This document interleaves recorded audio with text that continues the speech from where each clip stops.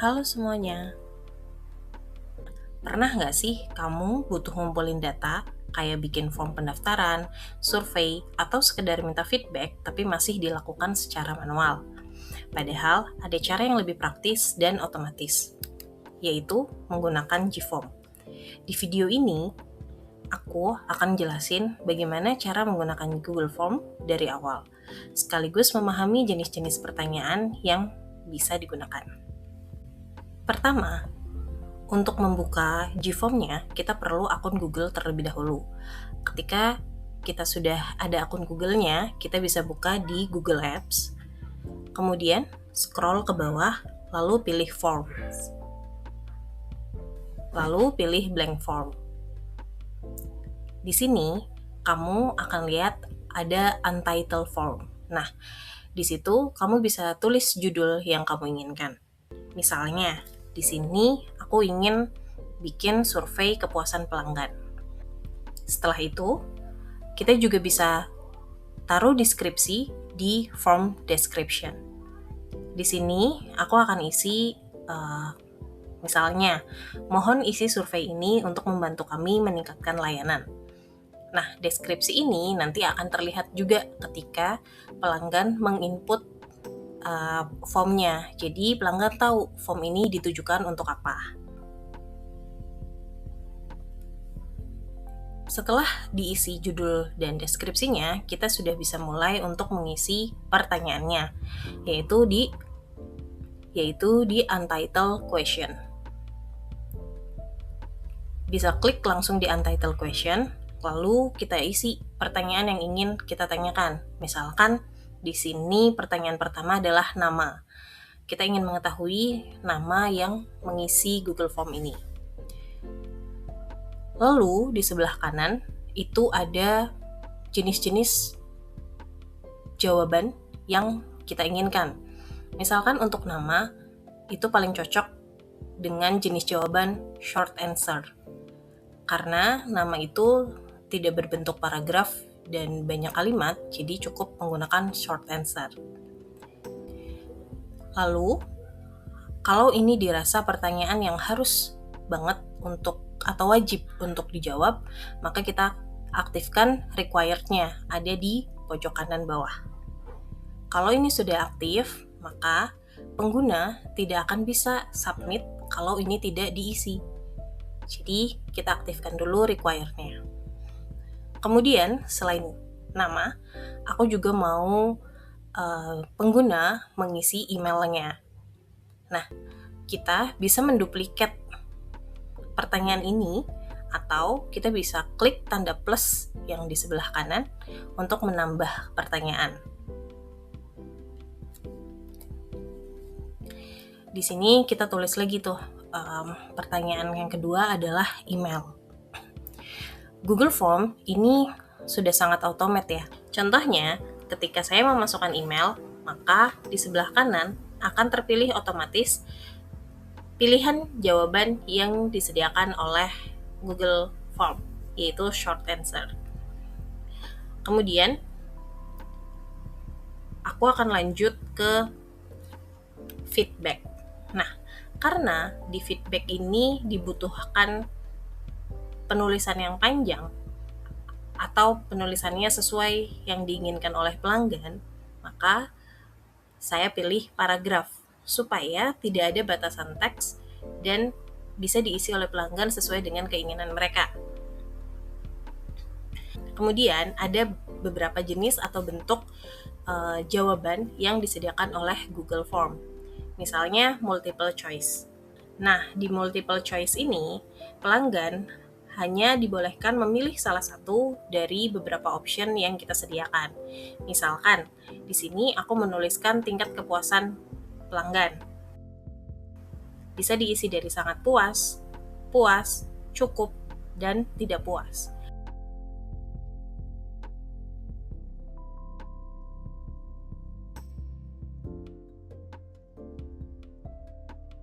Dari keempat option ini, pelanggan akan memilih salah satunya, tidak bisa memilih lebih dari satu. Itu jenis jawaban multiple choice. Selain multiple choice, ada juga checkbox. Nah, di checkbox ini, pelanggan atau pengisi form itu bisa memilih lebih dari satu. Misalkan, saya akan taruh di sini produk yang dibeli atau jenis produknya. Karena pelanggan itu bisa jadi membeli lebih dari satu, maka kita harus memilih jenis jawaban yang bisa dipilih oleh pengisi form itu lebih dari satu. Misalnya, nama produknya itu ada produk A, B, dan C. Di sini, user atau pengisi form bisa mengisi lebih dari satu. Untuk memastikan tampilannya sudah benar atau belum, kita bisa lihat di preview. Di sini belum dipublish ya. Di situ ada tulisan not published di sebelah kanan atas. Ini disediakan oleh Google Form untuk kita preview terlebih dahulu, mode preview. Apakah pengisian formnya sudah sesuai dengan yang kita inginkan. Nama pakai short answer, kemudian email, feedback, lalu tingkat kepuasan pelanggan itu kita bisa coba dulu tuh di situ apakah benar user hanya boleh memilih salah satu. Dan kemudian kita bisa juga cek checkbox-nya bisa dipilih lebih dari satu atau tidak. Selain itu, ada juga mode pilihan drop down. Drop down ini bentuknya tidak seperti multiple choice. Kalau multiple choice, semua pilihan atau optionnya tertera pada Google Form pada saat dibuka.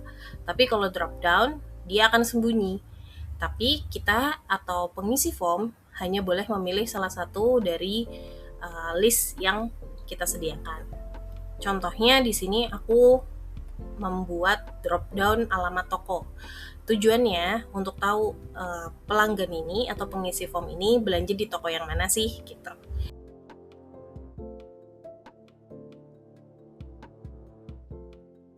Dan kalau mau dilihat lagi bisa pakai mode preview. Nah, seperti inilah tampilannya kalau misalkan pakai drop down. Nah, yang terakhir, kita juga bisa mengkolek atau mengumpulkan tidak hanya teks, tapi misalkan kita ingin bukti, foto, video, atau dokumen, atau file lain. Kita bisa pilih jenis jawabannya yang file upload. Kita pilih file upload, lalu kemudian akan muncul seperti ini. Ini artinya adalah Google Form ngasih tahu nih ke kita kalau file, foto, atau yang kita butuhkan itu akan masuk ke Google Drive kita gitu. Ini klik aja continue. Lalu di sini kita bisa atur berapa sih maksimum kita menerima filenya dari 1 sampai 10. Lalu ada maksimum size-nya bisa sampai dengan 10 GB dan minimum 1 MB. Kemudian kita bisa memilih juga spesifik file types-nya seperti apa. Misalkan kita tidak menerima video, kita hanya PDF sama image aja gitu. Nah, itu tinggal di checklist aja jenis atau tipe file yang kita inginkan.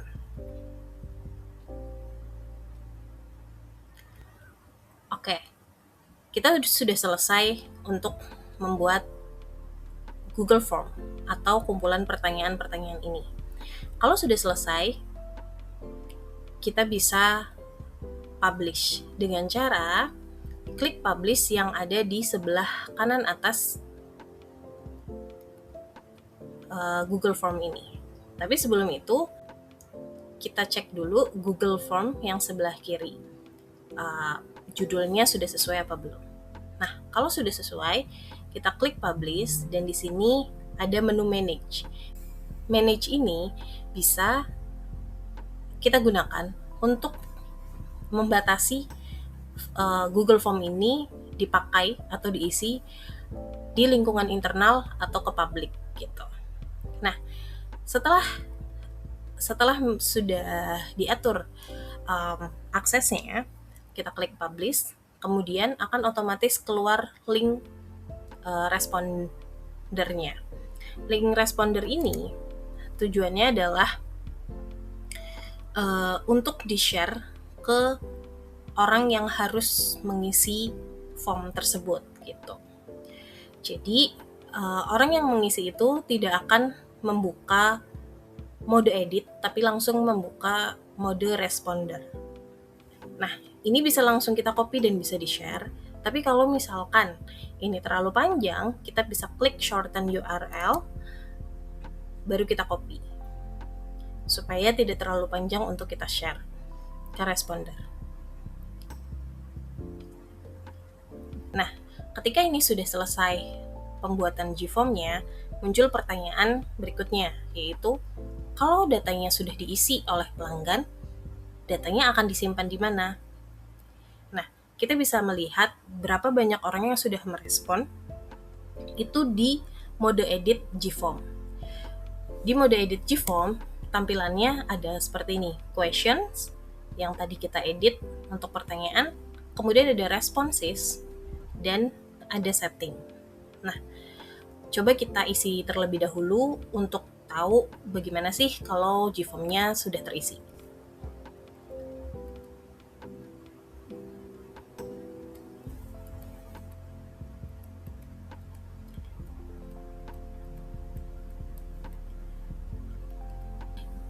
Kalau pengguna sudah mensubmit, datanya akan masuk ke sini, responses. Ini ada di mode edit Google Form. Ketika kamu buka responses ini, kamu akan lihat ada berapa banyak orang yang sudah respon dan dia memilih apa saja. Di sini ada mini dashboard-nya ya, tampilannya seperti ini. Ini cukup membantu kalau kamu mau melihat summarize dari responder yang sudah kita terima. Tapi, kalau kamu ingin lebih advance dan ingin menerima filenya dalam bentuk Excel atau Google Sheet, kita bisa linkkan Google Form ini dengan G Sheet. Nah, cara melinkkannya adalah kita klik link to sheets. Di sini kemudian akan keluar select destination for response. Dia akan meng-create otomatis spreadsheet yang baru untuk kebutuhan penampungan data Google Form-nya. Nah, ini kita klik create-nya. Kalau sudah klik create, akan langsung diarahkan ke Google Sheet. Di sini kamu bisa lihat nih, ada berapa respon yang sudah diterima, kemudian foto atau file yang dilampirkan itu dalam bentuk link G Drive seperti ini. Oke, jadi itu tadi cara membuat Google Form dari awal, lengkap dengan berbagai jenis pertanyaannya yang bisa digunakan. Kemudian kita juga tahu cara bagaimana mentautkannya ke Google Sheet. Kalian bisa langsung coba dan sesuaikan dengan kebutuhan masing-masing. Semoga bermanfaat dan sampai ketemu di video berikutnya. Terima kasih.